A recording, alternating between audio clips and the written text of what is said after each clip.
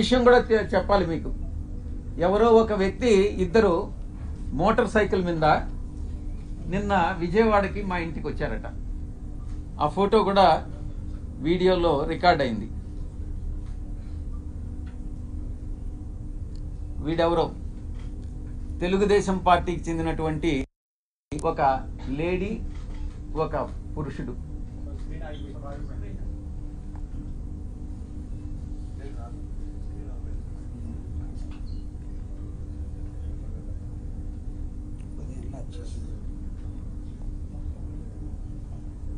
వీళ్ళు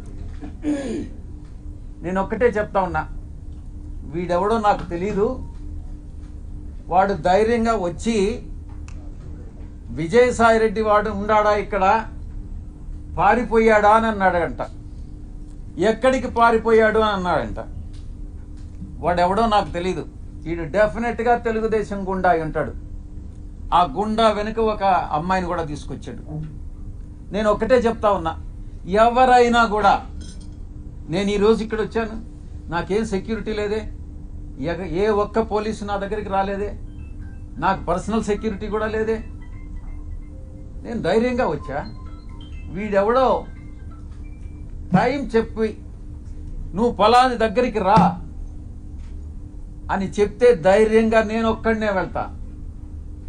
ఈ రకంగా ఏదో వచ్చి నేను భయపెట్టేస్తాను, నేను కొట్టేస్తాను, చంపేస్తాను అని ఈ రకంగా భయపెడితే తాటాకు చప్పుళ్ళకు భయపడేటటువంటి వాడిని కాదు అని నేను చెప్తా ఉన్నా. పత్రికాముఖంగా చెప్తా ఉన్నా, వీడికే చెప్తా ఉన్నా. నువ్వు టైం చెప్పరా, నేను వస్తా.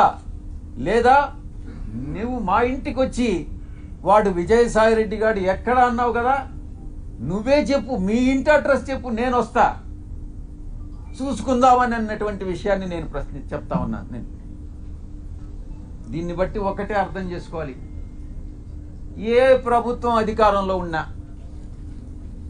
ఏ కూటమి అధికారంలో ఉన్నా, మేము ప్రతిపక్షంలో ఉన్నా భయపడే ప్రసక్తి లేదు. మళ్ళీ తిరిగి వైఎస్ఆర్ కాంగ్రెస్ పార్టీ 5 సంవత్సరాల కాలంలో మళ్ళీ అధికారంలోకి వస్తుంది. మధ్యంతర ఎన్నికలు కానీ వస్తే మళ్ళీ కూడా అధికారంలోకి వస్తుంది. ఎవరైతే తోక ఆడిస్తున్నారో ఆ తోక ఆడిచ్చే వాళ్ళందరినీ తిరిగి కత్తిరిస్తామని నేను పత్రికాముఖంగా చెప్తా ఉన్నా. ఇక బాబాసాహెబ్ అంబేద్కర్ గారు రాజ్యాంగాన్ని రూపొందించినప్పుడు రాజ్యాంగ రూపకర్త 4 స్తంభాల్ని నిర్మించారు. 1 పార్లమెంటు, 2 బ్యూరోక్రసీ, జ్యుడిషియరీ, ఆ తర్వాత మీరు